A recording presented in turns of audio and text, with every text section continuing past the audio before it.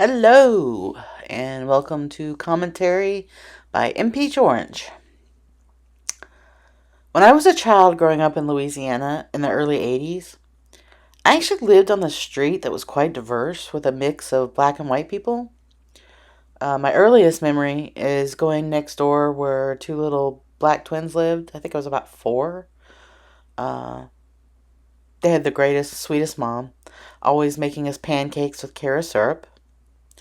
If I wasn't playing outside with friends, I was probably watching Sesame Street, which also had a mix of black and white Hispanic people. So this was my worldview. This is what I thought the world was like. I also remember going to visit my maternal grandparents, who lived about 30 miles away, and they would always take me and my sister to this local Chinese restaurant, and my grandmother would always lean in and whisper to me when she saw black and white people eating together. Uh, she thought that this was the most wonderful thing in the world, and continued to remind me that when she was growing up, that didn't happen. That was not allowed. And so that also reinforced this worldview that black and white people not getting along was something that occurred in a way distant past. I got older and slowly learned that this was not how the world was. I remember I had a good friend that I had in the fourth grade who confided in me about a few things. I won't get into all of it. But this particular teacher was treating her very badly. One of the things I will say is that she was made to sit in the back row, even and even though she asked to sit up front so she could see better, but the teacher wouldn't allow it. And I remember one day when she was at my house, she said she thought this teacher was prejudiced.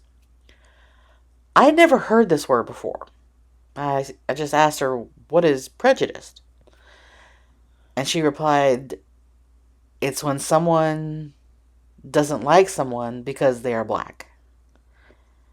I remember being just in this state of shock after she told me this. Like, you mean there are actual people out there that don't like you because you're black? That's still occurring. Okay. You know, I'm a sheltered little child. I didn't know. But found out. Because also, well, let me go back to this.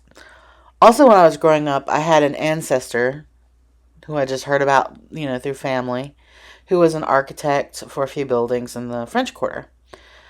And I delighted in this, in my ignorance, because I loved visiting New Orleans. I loved going to the French Quarter. It was the most fun I had ever had. Besides Mardi Gras, there were jazz musicians playing in the street. There were the artists painting or sculpting. And again, there was always a diverse group of people in the French Quarter. So getting even older and less sheltered, I had another friend. And I went to her house and I was shocked because the family had this large Confederate flag displayed on their living room wall with tacks. By this time, I knew what that meant, and I started becoming a little scared. Okay, uh, I finally got a little courage, and I was like, "Why do you have a Confederate flag on your wall?" And her answer was that wasn't because she was racist. It was just a part of her heritage because her ancestors fought in the Civil War. And I just remember thinking to myself, man, if that was a part of my heritage, I wouldn't go around bragging about it. So, years pass. I'm still kind of ignorant. But I become a teenager, a young adult, and I see a lot of discrimination and racism in Louisiana. Perhaps I'll go into that in another video if anyone is interested. Comment below and let me know if you want to hear any of that. Still ignorant. As an adult, a book came out about my ancestor, who was the French Quarter architect. His name was Henry Howard. He was the main architect of many plantations in Louisiana, including Nottoway Plantation.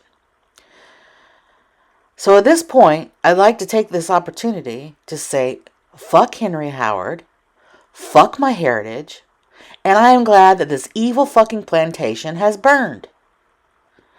Henry Howard was part of the Confederacy and supported slavery. I moved to another state away from the South. Still fucking ignorant because I'd never visited a plantation. I never wanted to. But I never knew that Nottoway Plantation was a fucking wedding venue. It was a fucking bed and breakfast.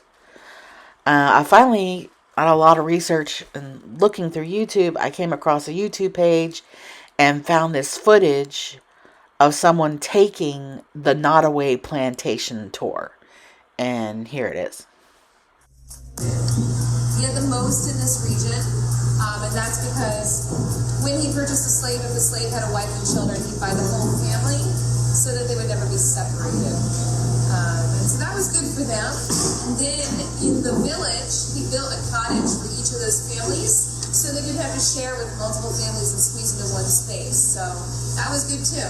They could hunt, they could fish, so they could buy for their own food. And they also built a hospital for them, and there was a doctor who would visit every week. And the doctor trained one of the slaves to be a nurse to take care of them. So from the readings that we have, it sounds like the slaves were treated fairly well as the slave can be treated, considering the conditions. When the war ended, the majority of the slaves stayed here. And we actually have descendants of the slaves who still work here today. Pretty amazing. Isn't that just fucking sweet? Such a nice plantation home. Treating slaves so nicely, there was never any kind of abuse or, free labor or, SA or,